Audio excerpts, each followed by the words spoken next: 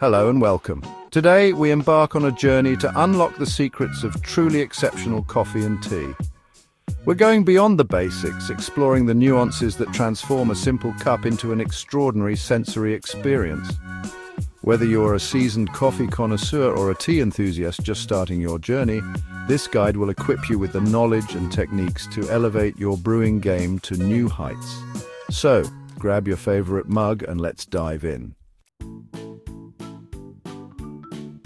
In the world of coffee and tea, freshness is paramount. Using freshly roasted beans or loose-leaf tea is akin to using the freshest ingredients in cooking. It makes all the difference. Stale coffee can taste flat and lifeless, lacking the vibrant aromas and complex flavors that freshly roasted beans possess. Similarly, tea leaves past their prime can taste dull and lose their delicate aromas.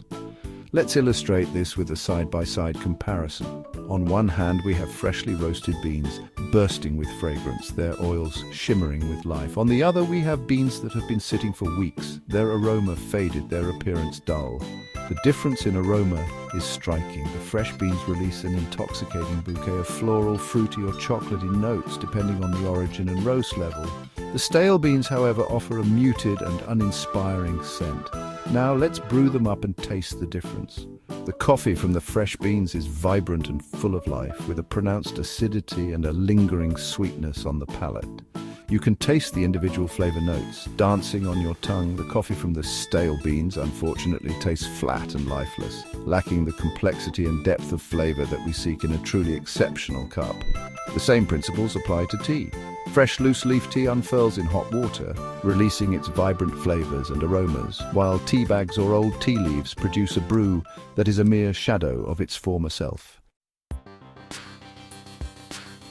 Once we have our hands on fresh beans or leaves, the next crucial step is grinding. The way we grind our coffee or tea dramatically impacts the final cup. The goal is to achieve a consistent grind size, which ensures even extraction during brewing. For coffee, a burr grinder is the gold standard.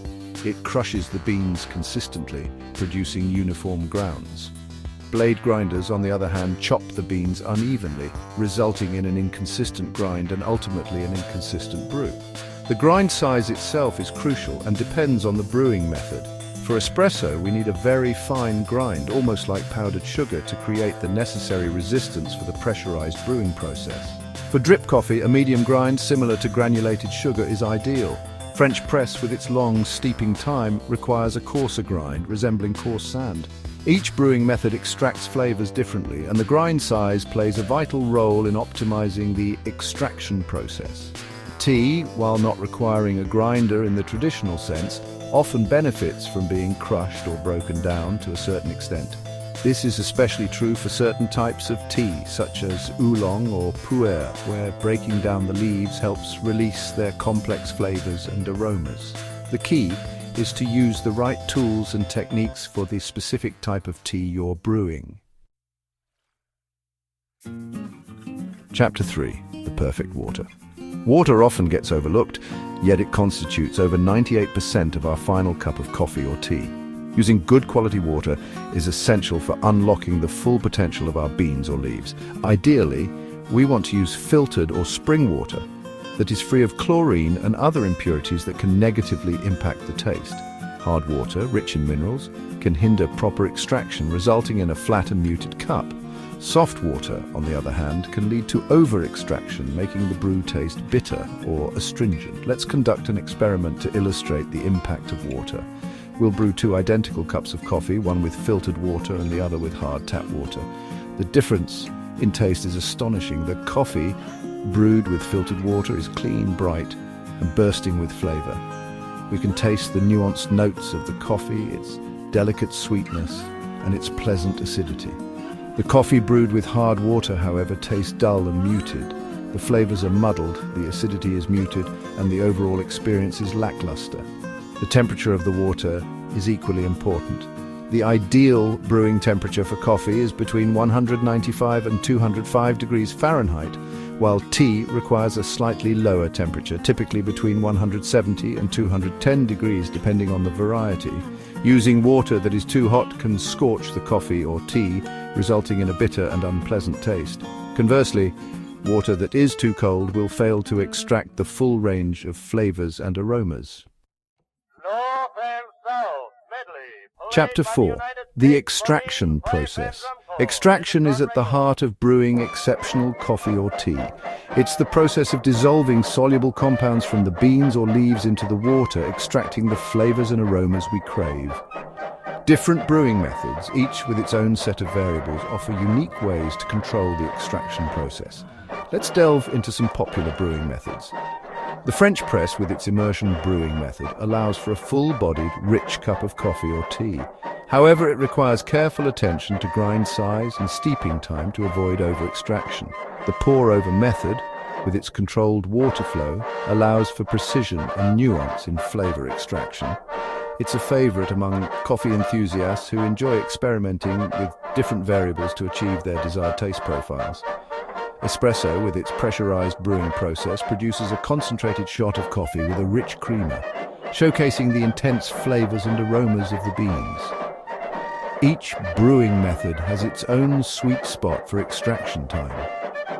For a French press, the ideal steeping time is typically around 4 minutes.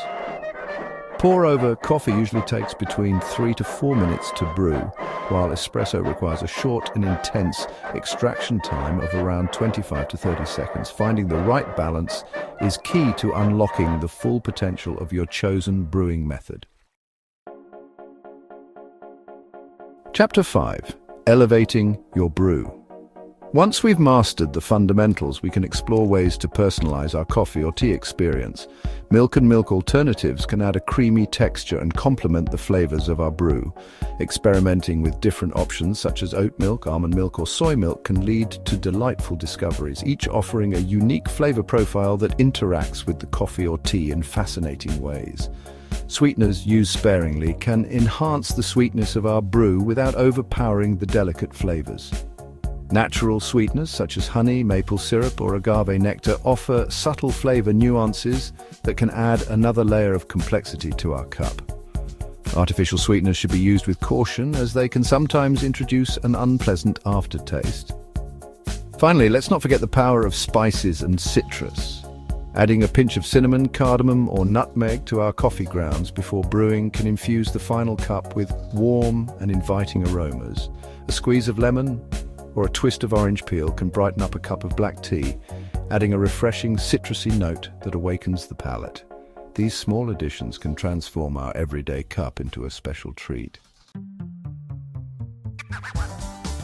As we conclude our journey into the world of perfect coffee and tea, remember that the most important ingredient is your passion for flavor. Embrace experimentation, explore different techniques, and discover what brings you the most joy in your cup. The world of coffee and tea is vast and filled with endless possibilities. Don't forget to share your own brewing tips and tricks in the comments below. We'd love to hear about your journey to the perfect cup. Until next time, happy brewing.